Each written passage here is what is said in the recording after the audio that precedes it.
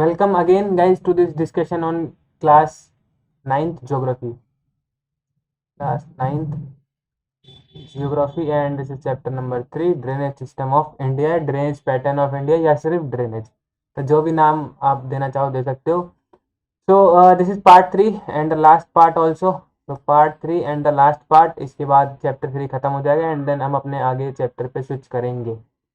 तो इसमें पढ़ेंगे हम द पेनिनसुलर ड्रेनेज सिस्टम के बारे में. इससे पहले हमने क्या पढ़ा था? The Himalayan drainage system. और हिमालयन ड्रेनेज सिस्टम में 3 रिवर्स के बारे में पढ़ा था हमने. हम बात करें तो जिसमें कि पहले ड्रेनेज सिस्टम में आता था हमारा क्या, इंदस, एंड सेकेंड हमने पढ़ा था Brahmaputra, and third is Ganga.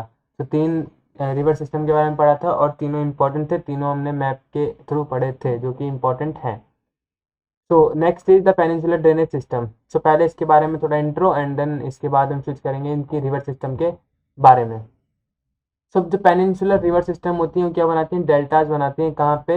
Edges पे, माउथ पे. ठीक है, सो हम देख लेते हैं होता क्या है एक्चुअली में डेल्टा. सो डेल्टा है जो ट्रायंगुलर शेप, मतलब अगर ऊपर से देखोगे तो ट्रायंगुलर शेप की तरह दिखेगा. सो डेल्टा हम थोड़ा सा एक पेनिनसुलर पार्ट बना लेते हैं इंडिया का.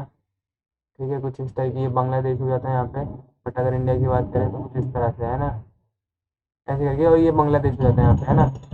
सो एनी रिवर, ठीक है, तो any river which flows west to east and drains into Arabian, sorry, Bay of Bengal, and drains into Bay of Bengal, वो क्या बनाती है? डेल्टा. और डेल्टा क्या होता है? डेल्टा होता है लैंड एंट्री इनटू सी. ऐसा हमें लगता है कि लैंड एंटर कर रहा है सी में, बट ऐसा नहीं होता है.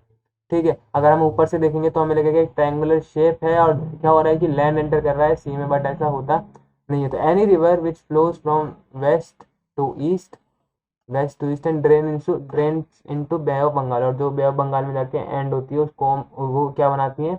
Deltas. The Western Ghat running close to western coast act as water divide between major peninsular river.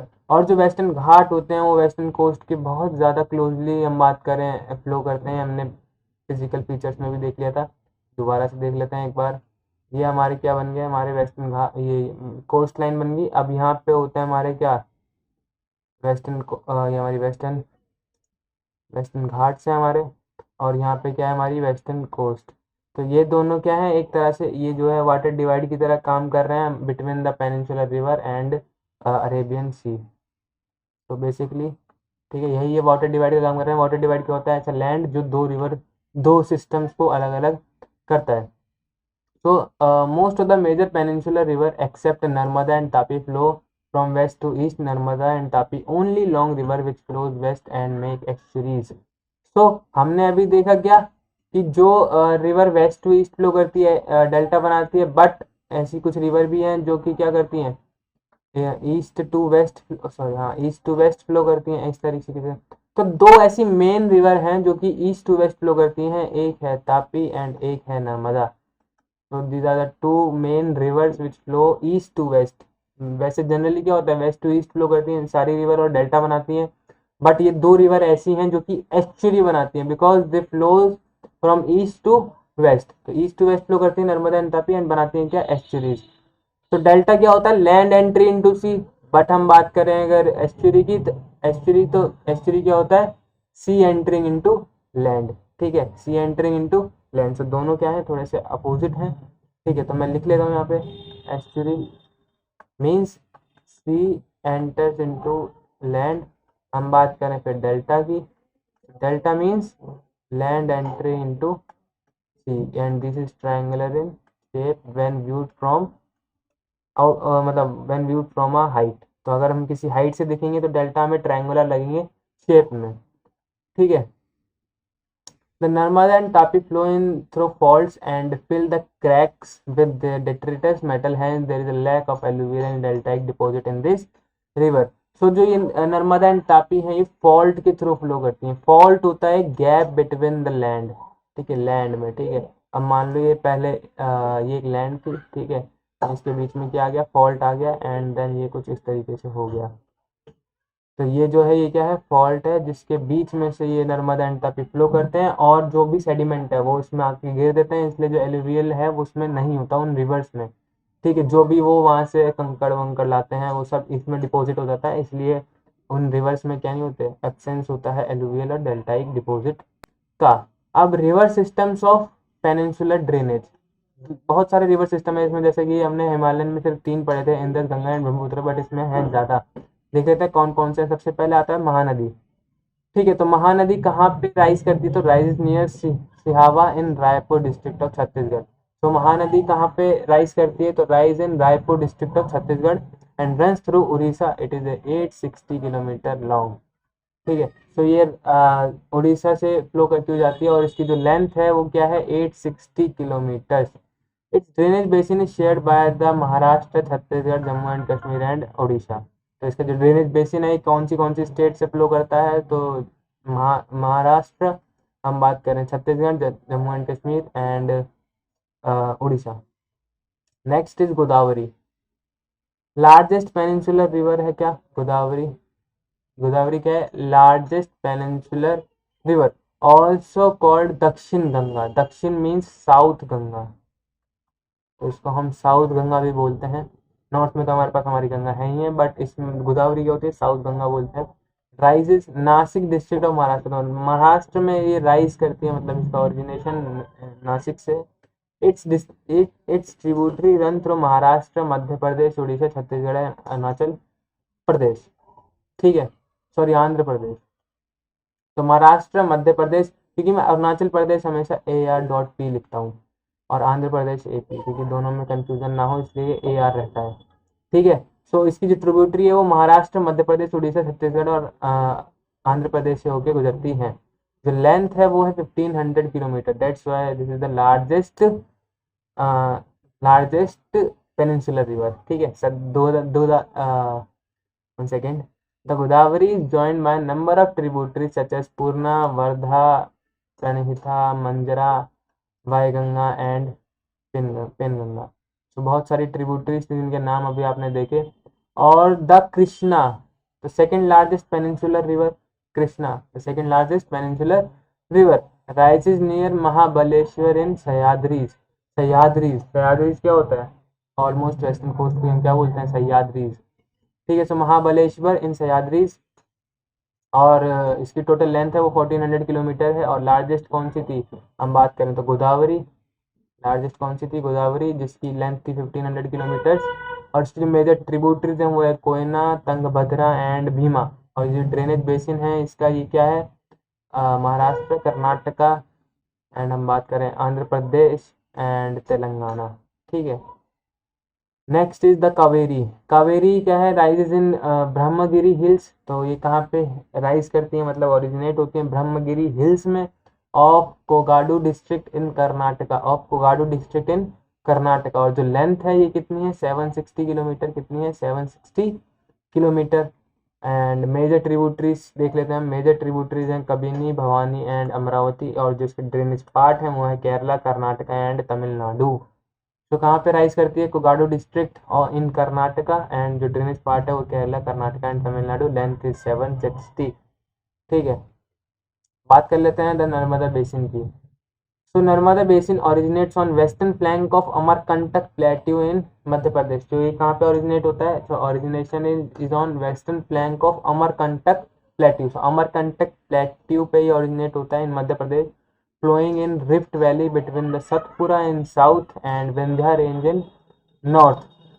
So flowing in rift valley. Rift valley क्या होती है अभी देख लेते हैं हम, अभी आपको बताएंगे क्या होती है रिफ्ट वैली।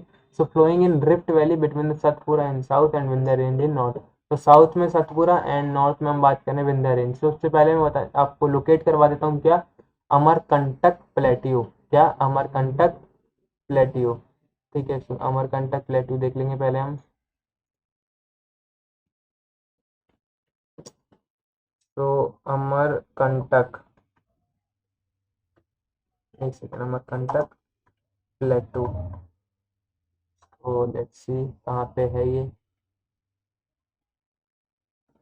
ठीक है, तो ये रहा हमारा अमरकंटक प्लेट्यू। देखो आपको दिख रहा है क्या, 1 सेकंड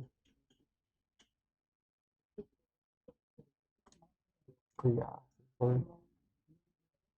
यार ये क्यों रहा, क्या है ये, है क्या मैप, तो ठीक है वरना दिखाओ, वरना कोई बात नहीं है ना। हमें सिर्फ मैप से मतलब है, यहाँ भी दिख जाएगा वैसे तो नहीं है, ठीक है। ये देखो अमरकंटक प्लेट्यू ये रहा इन मध्य प्रदेश। तो गाइस अमरकंटक प्लेट्यू से ओरिजिनेट होती है क्या हमारा, ठीक है। तो अमरकंटक प्लेट्यू से ओरिजिनेट होती है क्या, हम बात करें तो Narmada basin and flows through Satpura in south and Vindhya range in north. बात कर लेते हैं तापी बेसिन की। तो originate from Multai in Betul district of Madhya Pradesh, Satpura range basically, ठीक है। तो Multai in Betul district of Madhya Pradesh, याद रखना है आपको क्या, Betul district of Madhya Pradesh. Its basin cover of MP Gujarat and Maharashtra. तो इसका बेसिन जो है वो कवर करता है Madhya Pradesh, Gujarat and Maharashtra. Besides these river there are some small river flowing towards the east. तो इस इन दो रिवर्स के अलावा भी कुछ रिवर्स हैं जो कि फ्लो करती हैं east to west, but major river कौन सी, Narmada and Tapi. Damodar, the Brahmani, the Baitarani and the Subarnarekha are some notable example, locate them in your map.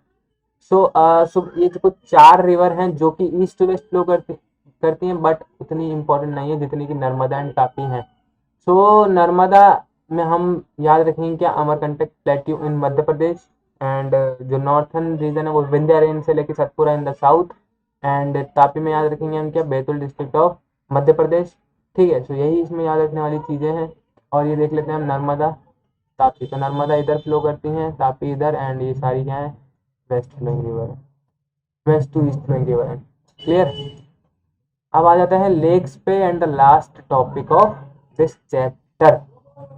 So India has many lakes, yes we all know that India के पास बहुत सारे lake हैं, Sambhar lake, Wular lake and so many.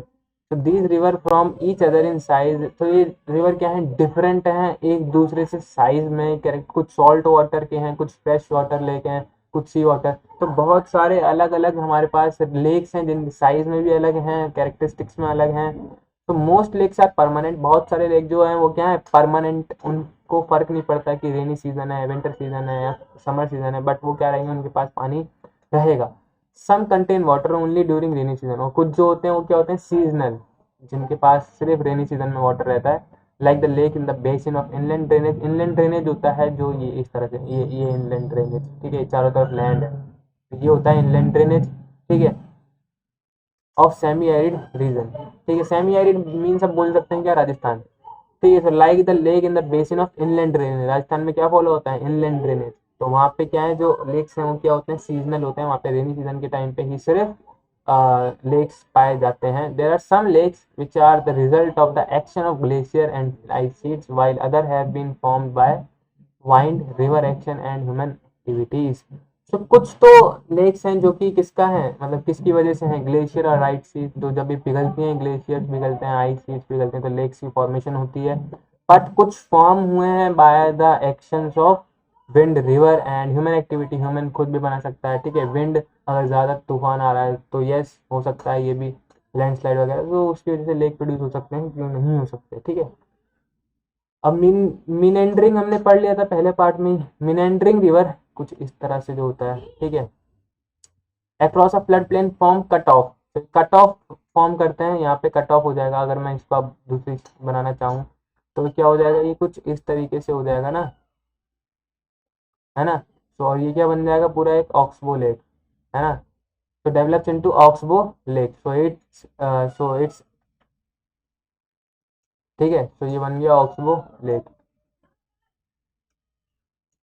And splits and far from lagoon in the coastal area. So lagoon क्या होता है, lagoon basically क्या होता है, एक लैंड जो कि चारों, मतलब एक लेक जो कि चारों तरफ से क्या है, सी से घिरा हुआ है, और उसमें सी वाटर ही होता है क्या, लगून में। Example the Chilika lake, the Pulicat lake and the Kolleru lake, ठीक है। Chilika lake, Pulicat and the Kolleru lakes in the region of inland drainage are sometimes seasonal. For example Sambhar lake, Sambhar lake क्या है, सीजनल है, ठीक है, in Rajasthan, which is a salt water lake, जो कि salt water lake है, उसको यूजली क्या यूज किया जाता है, to produce salt, salt produce करने के लिए ही इसको जनरली यूज किया जाता है। Most of the fresh water lake are in the Himalaya region. तो फ्रेश वाटर लेक ज़्यादातर हिमालय रीजन में पाए जाते हैं। They are of glacial origin region. तो ये क्या होते हैं, ग्लेशियल रीजन में पाए जाते हैं, और जैसे ही शीट लगेंगी तो वाटर इसमें फिर से अवेलेबल होगा। In other words they form when glacier dug out a basin, ठीक है, which was later filled with some snow melt. Slow melt की वजह से वो दोबारा से भर जाएगा, जैसे मैं बात बता चुका हूँ। For example Wular lake in Jammu and Kashmir. So Wular lake in Jammu and Kashmir, और वुलर लेक सबसे बड़ा फ्रेश वाटर लेक है इन इंडिया, ठीक है। So the result of tectonic activity, it is a result fresh, it is the largest fresh water lake in India. सो India का सबसे बड़ा फ्रेश वाटर लेक कौन सा है? वुलर लेक। आगे बढ़ते हैं, the Dal lake, Bhimtal lake and the other example of fresh water lake.